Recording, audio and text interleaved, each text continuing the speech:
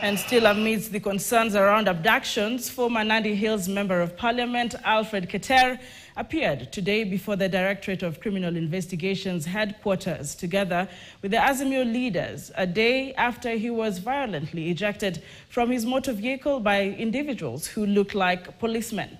The leaders condemned President William Ruto, who they accuse of misuse of police officers in the ongoing abductions. And as Innocent Ogaro reports, the president defended the police, saying they are within their right to arrest any individual who declines to appear before them when summoned.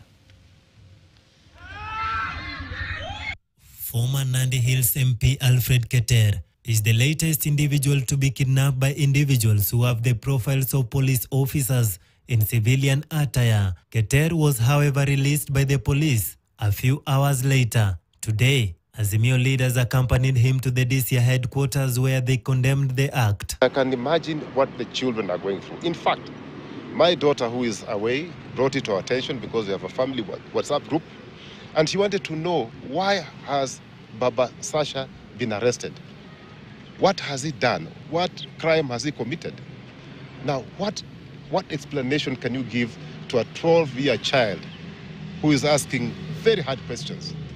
I only would want to ask the president to look at Kenyans in the eye and tell us how he would have reacted if his own children were treated the way Honorable Keter's children were treated. He clearly was telling the then regime that do anything to me as Ruto, but do not touch my children, leave my children alone. Yesterday, what he did to Keter's family, it is so disrespectful to disrespect a man, and then you go further disrespect the wife and further disrespect the children.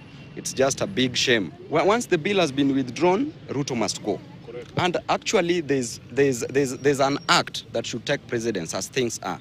Ruto, they should ensure that that budget is reduced to around 3 trillion. We don't need a budget of 3.9 trillion if we can't manage it. In spite of the blatant lawlessness exhibited by the abductors who have been profiled as police officers, President William Ruto threw his weight behind the security officers, acknowledging their work during a media sit-down at State House.